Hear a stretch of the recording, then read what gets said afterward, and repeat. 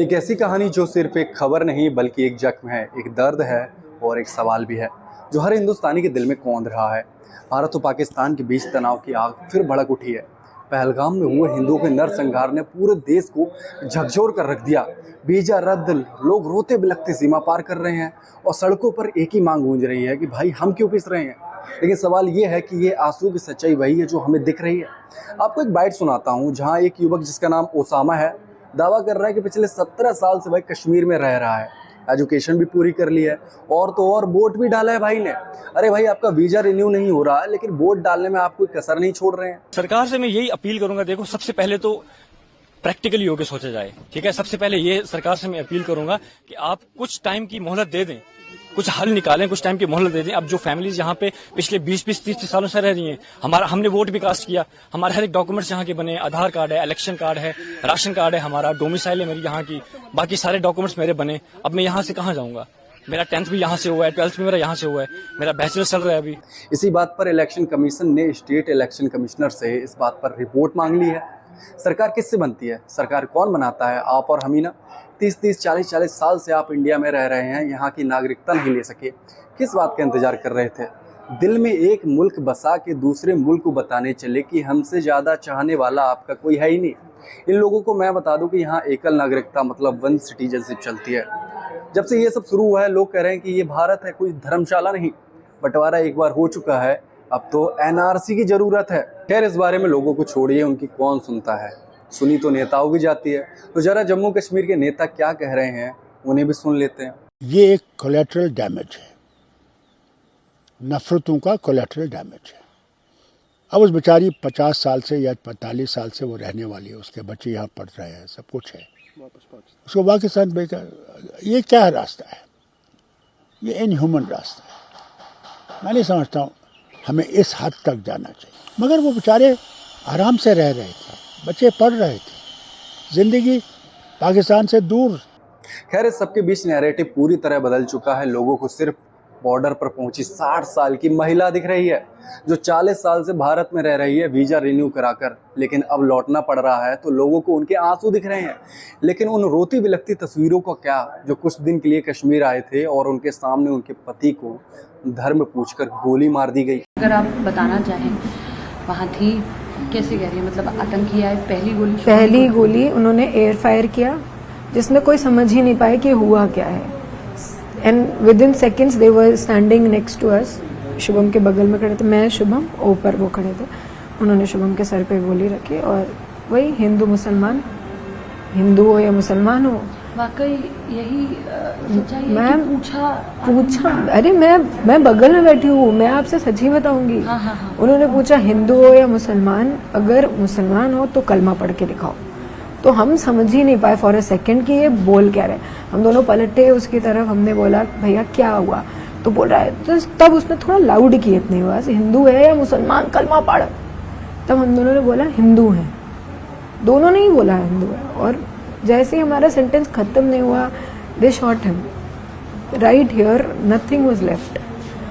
People actually could escape because of him, क्योंकि तब तक पता ही नहीं था कि यहाँ पे क्या शुरू क्या हो रहा है, यहाँ पे अब शुरू क्या होने वाला है, किसी को नहीं पता था। He was the first and he is the one who made people live, जो जी रहे हैं अभी। घर जाके बता पाए कि हम स्केप करके आए। उसे शहीद का दर्जा दे दे बस सरकार, मुझे कुछ नहीं चाहिए। मुझे घसीट लिया दिया था, बट हमारे घर के बहुत लोग बाद में शुभम को जब आइडेंटिफाई करने गए तब लोगों से मिले, बहुत सी फैमिली से मिले, बहुत लेडीज से मिले, तो उन लोगों ने हाथ जोड़ के कहा था कि हमें मार दीजिए, हमें मार दीजिए। ये सब कितनी देर तक होता रहा? कुछ जहन में हो बताएं। 2:25 पे वो घुसे हैं, 2:25 पे उन्होंने शुभम को मारा है। हाँ।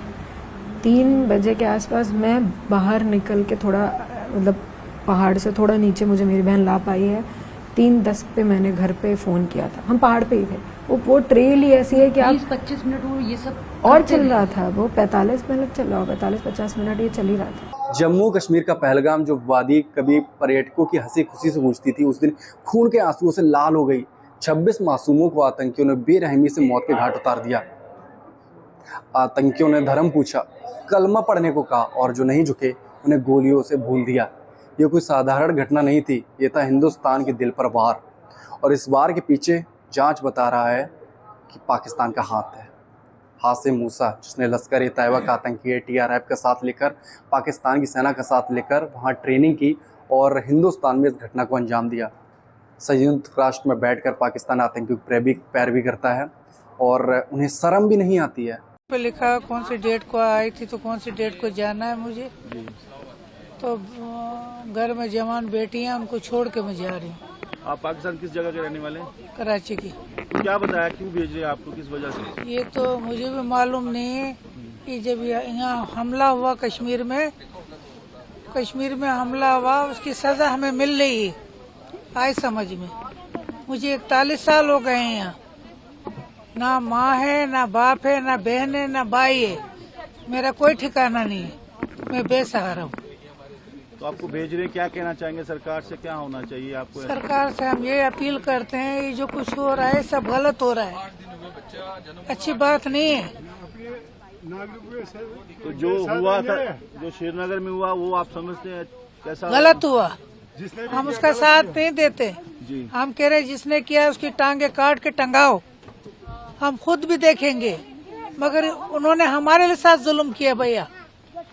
हमें बच्चे जवान लड़कियां छोड़नी पड़ी है, कल को उनकी शादी होगी, माँ बाप को ढूंढेंगे वो, मैं क्या जवाब दूंगी? तो क्या कहना चाहते सरकार? मैं ये कहती हूँ, सरकार से अपील करना चाहती हूँ, जो हमारे साथ हो रहा है आप ये मत करिए, ये हो रहा है गलत, मेहरबानी करके हमारे पे कोई रहम खाइए। अब बात करते हैं उन आंसुओं की जो आज हर न्यूज़ चैनल पर दिख रहे हैं। पाकिस्तानी नागरिक जो भारत में 30-30, 40-40 साल से रह रहे हैं, अब वीज़ा रद्द होने के बाद रोते बिलखते अपने देश लौट रहे हैं। ज़रा सोचिए, 30-40 साल तक भारत की मेहमान नवाजी का मज़ा लिया और अब जब देश ने सख्ती दिखाई तो आंसुओं का ड्रामा।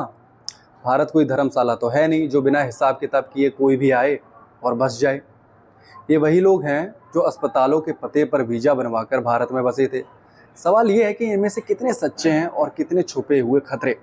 क्या इनके आंसुओं के पीछे वाकई दर्द है? तो यह है एक सोचा समझा खेल। पहलगाम की उस काली रात ने हिंदुस्तान को जगा दिया है। सड़कों पर गुस्सा है, मांग है NRC, national register of citizen. हमारे देश में कौन है जो हमारा है और कौन है जो छुपकर हमारे खिलाफ साजिश रच रहा है? पहलगाम का खून अभी सूखा भी नहीं और लोग कह रहे हैं अब और नहीं। हिंदुस्तान अब चुप नहीं रहेगा। सरकार ने सख्त कदम उठाए हैं। पाकिस्तानी वीज़ा रद्द, सिंधु जल संधि सस्पेंड, व्यापार बंद और सुनिए, अब भारत ने एयर स्पेस भी बंद कर दिया है। यह है नया भारत जो जवाब शब्दों से नहीं फैसलों से देता है। वो ये न समझ ले कि हमारे 27 नागरिकों का जान लेकर ये लड़ाई जीते हो। मैं सभी आतंक फैलाने वालों को कहना चाहता हूं कि लड़ाई का अंत नहीं है, एक मकाम है।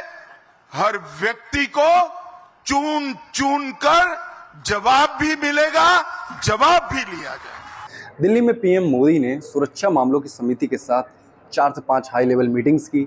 NIA ने पहलगाम हमले के मास्टरमाइंड की तलाश में दिन रात जांच की और जुटी हुई भी है।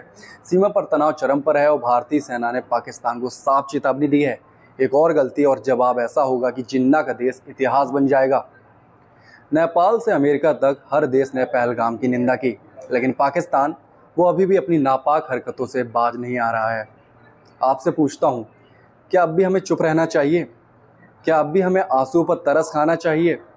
पहलगाम का खून हमें याद दिलाता है कि हिंदुस्तान की एकता, उसकी ताकत और उसका गर्व हमारी सबसे बड़ी पूंजी है। NRC की मांग सिर्फ एक कानून नहीं बल्कि देश की सुरक्षा का सवाल है। हाँ, आंसू बह रहे हैं, लेकिन हमें सच और झूठ को अलग करना होगा। ये देश है ना कि धर्मशाला, न किसी की साजिश का अड्डा। यह हिंदुस्तान जो अपने लोगों की रक्षा करेगा और दुश्मन को सबक भी सिखाएगा। जय हिंद।